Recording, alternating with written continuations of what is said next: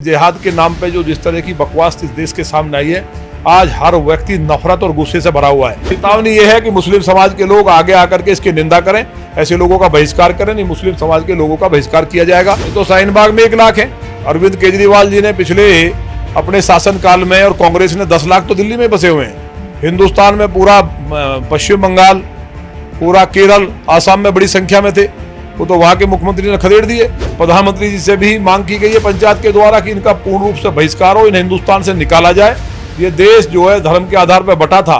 किसी ने क्या खूब लिखा है कि मन जिनके पराए हैं, भाव जिनके पास नहीं, घटना बन सकते हैं वो एक दिन इतिहास नहीं। देश के अलग अलग कोनों में पिछले कुछ दिनों से जो हालात चल रहे हैं वो तो इस ओर ही इशारा कर रहे थे कि ये घटना ही बन सकते हैं, इतिहास नहीं बन सकते हैं, क्योंकि लगातार जाहिलों के जाल में खान पान फंसता जा रहा था और जहालत की हदों को इस कदर पार कर दिया कि खान पान पर भी अब लोग परेशान होने लगे कि क्या खाएं और क्या पिएं और कहाँ जाएं और कहाँ ना जाएं। इसको लेकर उत्तर प्रदेश के मुख्यमंत्री योगी आदित्यनाथ ने बेहद गंभीरता दिखाई और साफ तौर पर दिशा निर्देश जारी कर दिए कि अब होटल, रेस्टोरेंट और तमाम जगहों पर न केवल शुद्धता का, शुचिता का और स्वच्छता का ख्याल रखा जाएगा, बल्कि इसके साथ ही साथ जो होटल के मालिक हैं, संचालक हैं, मैनेजर हैं, वो सभी अपना अपना नाम लिखेंगे। और इसी मुद्दे को लेकर लगातार लोनी विधायक नंद किशोर गुर्जर भी मुखर होते रहे, क्योंकि उन्हीं के विधानसभा क्षेत्र से भी एक वीडियो सामने आया था जिसमें जूस के अंदर मूत्र मिलाकर पिलाया जा रहा था। उसके बाद लगातार नंद किशोर गुर्जर मुखर हुए और अब जाकर मोहर लग गई है। प्रदेश के मुख्यमंत्री ने भी इस चीज़ को बड़ी गंभीरता के साथ लिया है। नंद किशोर जी, सबसे पहला सवाल तो ये कि लगातार इस तरह की वीडियो, इस तरह की सोशल मीडिया पर जगह जगह से वायरल होती रही, मुख्यमंत्री संजीदा हुए और उन्होंने उत्तर प्रदेश के अंदर ये कर दिया कि भाई अब नहीं चलेगा, बहुत हुआ।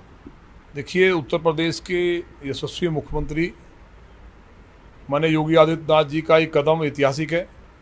और ये कदम केवल उत्तर प्रदेश नहीं, देश और दुनिया में रहने वाले सनातन धर्म के लोगों को इस बात का गर्व हुआ है कि किसी व्यक्ति ने आगे बढ़ कर के, इतने बड़े नेता ने निर्णय लिया है। क्योंकि देखिए, खान पान को अशुद्ध करना, स्वास्थ्य का खिलवाड़ करना, ये चीज़ें तो ठीक हो सकती हैं, लेकिन जिनका धर्म खराब हुआ है, जिनको मूत्र पिलाया गया, जिनको कहीं प्रसाद में मांस मिला दिया जा रहा है, कहीं थूक दिया जा रहा है, टॉयलेट तक कर दी जा रही हैं, ऐसे लोग मतलब कहीं मसाज कर दे रहे हैं। जिहाद के नाम पे जो जिस तरह की बकवास इस देश के सामने आई है, आज हर व्यक्ति नफरत और गुस्से से भरा हुआ है। ऐसे में बहुत बड़ा देश के अंदर दंगा हो सकता था। माननीय मुख्यमंत्री जी ने जो निर्णय लिया, उसके कारण एक बहुत बड़ा बवाल देश में टला है। इसलिए माननीय मुख्यमंत्री जी को विशेष बधाई कि उन्होंने एक शानदार निर्णय लिया है। इससे जिन लोगों ने इस पीड़ा को झेला है, जो लोग अपने आप को बहुत हीन भावना महसूस कर रहे हैं कि हमारे साथ इस तरह घटना घटी है, उनको कहीं ना कहीं एक संबल मिला, उनको मरहम लगा है। और जो अभी ये नेम प्लेट, नाम लिखने का या मास्क लगाने का और जो तमाम तरह की जो बातें कैबिनेट ने पास की हैं, ये केवल इससे काम नहीं चलने वाला है। अभी बहुत कठोर निर्णय भी बहुत कठोर कानून बनाने का कार्य भी उत्तर प्रदेश सरकार करेगी। क्योंकि जो महापंचायत हुई थी उसमें गुस्सा था और लोग तो यहाँ तक गुस्से में थे कि वो कहीं ना कहीं लॉनी के अंदर जा कर के उन्होंने कहा हम दुकानों को सही खुद जाकर बंद कराएंगे, एक बवाल हो जाता। लेकिन माननीय मुख्यमंत्री जी के निर्णय से लोगों को एक भरोसा हुआ है और वो बवाल टला है। मुझे उम्मीद है कि एक कठोर कानून भी बनेगा। और जहाँ तक ये मुस्लिम समाज के लोगों का मामला है, हिंदुस्तान में जो मुसलमान हिंदुस्तानी है वो मैक्सिमम हिंदू ही है। वो हिंदू समाज में से ही निकल करके बना है। जब उनके साथ प्रताड़ना हुई और बाहरी आक्रमण हुए तो अपना बहन बेटियों को बचाने के लिए या अपना सम्मान बचाने के लिए उन्होंने धर्म बदल लिया। तो वो चीज़ें हो सकती हैं, लेकिन वो ऐसा करेंगे, ऐसा संभव नहीं था। कि जो बाहर से आया हुआ जो रोहिंग्या बांग्लादेशी है, उन्होंने, मौलवियों ने आकर के यहाँ के कुछ लोगों को भी ख़राब किया है। इसलिए मुस्लिम समाज को आगे आना चाहिए और आगे आकर के इस पर फतवा जारी करें और दिल्ली में मीटिंग करें या जहाँ भी करनी है उन्हें। और अन्यथा सरकार को, माने प्रधानमंत्री जी से भी मांग की गई है पंचायत के द्वारा कि इनका पूर्ण रूप से बहिष्कार हो, इन्हें हिंदुस्तान से निकाला जाए। ये देश जो है धर्म के आधार पर बटा था। अगर यहाँ बहुसंख्यक आबादी जो 120 करोड़ हैं, 20 करोड़ लोग उनका धर्म खराब करेंगे, बदतमीजी करेंगे, तो उनको रहने की भी यहाँ किस तरह से आदमी इजाज़त देगा। और जो लोग अपवित्र हुए इन कृत्यों से, जो इफ्तार पार्टी में गए होंगे, जो लोग कहीं ना कहीं ऐसे लोगों के घर में गए होंगे, तो उनसे भी मेरा कहना है कि निराश होने की आवश्यकता नहीं है। सनातन धर्म में हर बात का कोई ना कोई समाधान है। इसलिए वो हर की पौड़ी पे या गंगा जी या जहाँ भी गंगा नज़दीक पड़ती हो जाए, किसी अच्छे ब्राह्मण से शुद्धिकरण कराएं और मंदिरों में जाकर के अपने धर्म के अनुसार पालन करें। अगर शुद्धिकरण नहीं कराते हैं तो वो किसी लायक नहीं बचते हैं, क्योंकि एक चर्बी के ऊपर जो कारतूस था 1857 की क्रांति हुई, मंगल पांडे जी को कहा गया, तो वो अपने धर्म को बचाने के लिए अपने आप उसने अंग्रेजों से लड़ा, गोली लगी, उसके बाद फांसी हुई।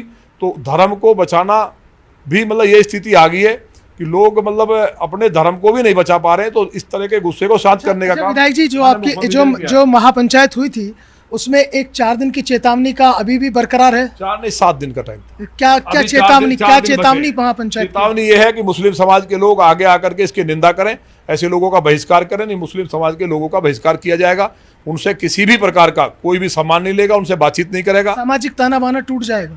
नहीं, ताना बाना तो टूटेगा ही भाई। ताना बाना जोड़ने के लिए क्या केवल हिंदू, सिख, ईसाई या बौद्ध या जैन की जिम्मेवारी है इस देश में? उतनी जिम्मेवारी मुस्लिम समाज की भी है। उन्होंने उस समझौते में कहा था कि हम जो यहाँ के धार्मिक मान्यता है उनका पालन करेंगे। तो अगर पालन नहीं हो रहा है तो उसके लिए जो जिम्मेवार लोग हैं उनको आगे आना चाहिए। एक अंतिम सवाल ये है कि आपको ये आपने जो सवाल उठाया कि रोहिंग्या और बांग्लादेशी हैं जो आकर इस तरह के कृत्य कर रहे हैं, तो क्या आपके पास ऐसा कोई डाटा है, क्या आपके पास ऐसी कोई लिस्ट है कि जिससे आप इस आधार पर ये कह रहे हैं कि देश के अंदर जगह जगह ये लोग फैल गए हैं? ये तो शाहीन बाग में 1 लाख है। अरविंद केजरीवाल जी ने पिछले अपने शासनकाल में और कांग्रेस ने 10 लाख तो दिल्ली में बसे हुए हैं। हिंदुस्तान में पूरा पश्चिम बंगाल, पूरा केरल, आसाम में बड़ी संख्या में थे, वो तो वहाँ के मुख्यमंत्री ने खदेड़ दिए और यहाँ काफ़ी संख्या में गए हैं। वहाँ से उत्तर प्रदेश में भी कई जगह पे हैं, मेरे यहाँ लौनी में भी थे, कुछ पकड़वाए हैं, कुछ और बचे हैं। तो ये तमाम जगह पे पूरे देश में है और उनका एक पूरा एक अंतर्राष्ट्रीय साजिश के तहत इसमें कट्टरपंथी मुल्कों का ISI का पूरा हाथ है, पूरी फंडिंग के साथ हो रहा है। इस तरह से नहीं हो सकता, ये कोई सोच भी नहीं सकता था कि इस तरह की हरकत भी कोई मानवता को शर्मसार करने वाली कोई व्यक्ति करेगा। एक समाज के प्रति जो नफरत हुई है तो समाज की जिम्मेवारी के आगे आए। लोनी से विधायक नंदकिशोर गुर्जर, जिनका साफ तौर पर कहना है कि एक अंतर्राष्ट्रीय साजिश है जिसमें ISI भी फंडिंग कर रहा है। साथ ही उन्होंने तमाम सवालात खड़े किए हैं और मुस्लिम समाज को साफ तौर पर यह संदेश दिया है कि या तो उनके लोग निकलकर सामने आए, नहीं तो फिर बहिष्कार के लिए तैयार हैं। लीडिंग भारत टीवी के लिए वीडियो जर्नलिस्ट मूलचंद चौहान के साथ मोहसिन खान।